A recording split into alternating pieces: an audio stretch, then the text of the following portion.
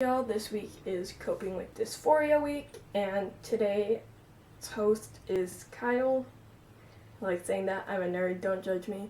So, coping with dysphoria, first of all, I'm going to say up front, not everything I say will work for you, not everything you say will work for me.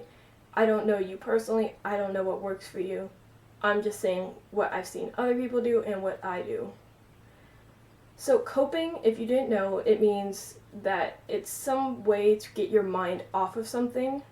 So in this case, coping would mean to get your mind off of gender dysphoria. Ways that I do that is I work out.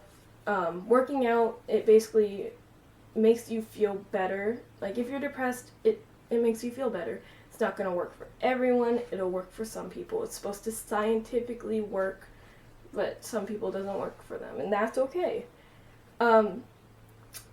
Whether it be going to the gym, going for a run, doing sit-ups, doing push-ups, or being on a sports team with a sport you like. I say that because sometimes it doesn't work if you're on some kind of sport you don't like.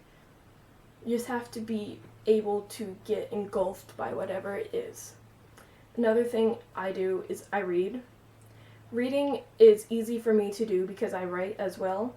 Either one, if you can't do one, you might be able to do the other. If you can't do either, that's okay. There's other ways.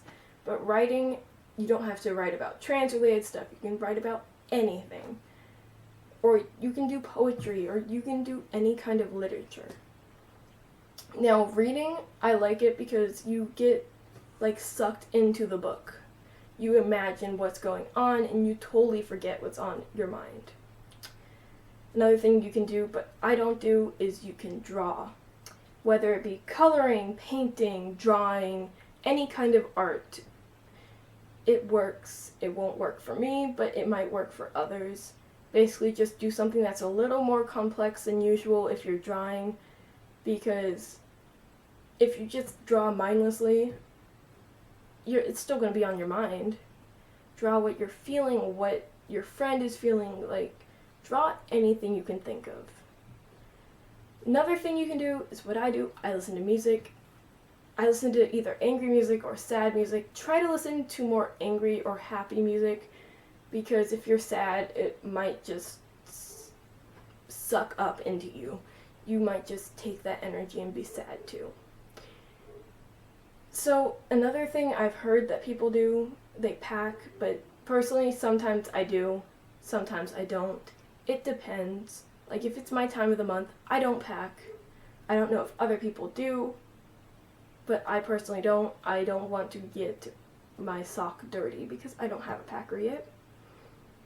So other things are, you can just talk to someone about it. They can be trans, they could not be trans. It doesn't really matter, but I would recommend them being trans, mostly because they're not going to be like, oh, I'm so sorry. They'll be like, oh, this is what I do. They won't, pity you, I guess, is what I'm trying to say, because they understand what you're going through.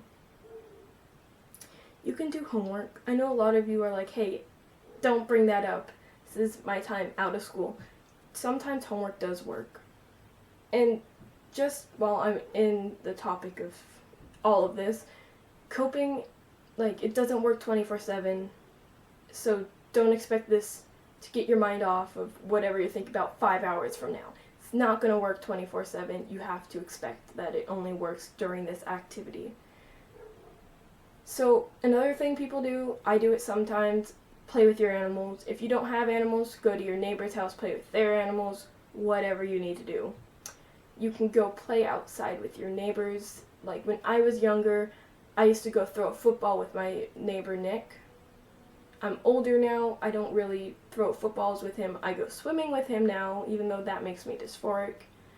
But just anything with a friend really works, because you're not thinking about what's on your mind. You're thinking about them and what to do next with them and all of this stuff, really.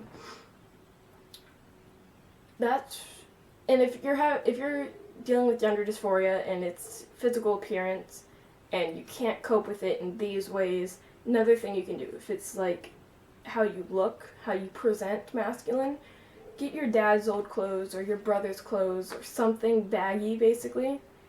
just wear it. I know, like, my dad would get mad if I wore his clothes, but just wear it for a little amount of time. Baggier clothes look better because they don't show your curves like my shirt kind of does right now. You can see my tummy. But they keep you from seeing, I guess, what you don't want to see. Baggier clothes are easier for guys to pass because whether you're cis or trans, you want to wear baggy clothes. Because guys don't want you to know that they're not straight. Sexuality jokes. Guys don't want you to know that their body isn't straight. They have curves too. I have a brother. He has love handles. Wear baggy clothes if it's about your hair, because you can change it, I guess, but sometimes parents are like, don't change that. So you can put on a hat, put on a beanie, hide your hair in it, kind of thing. When I had longer hair, I used to use bobby pins and just pin my hair back, and I'd look at what I would look like with short hair. I know some of you are like, that makes me dysphoric. Just do something that makes it appear more masculine. I believe that's all I have for today. If you need more tips, the other guys are posting tomorrow and the next day and the next day, all the way until next Tuesday. So whatever you need, DM me on Instagram on the accounts I told you to, which are trans minority or just LGBT stuff. Ask for Kyle. I am here. Or wait for the other guys' videos. They can help. They have their own passing tips. They have their own dysphoria cope tips. I can't talk today. Yeah. Alright, you guys. Have a good week. I'll see you next Wednesday. Peace.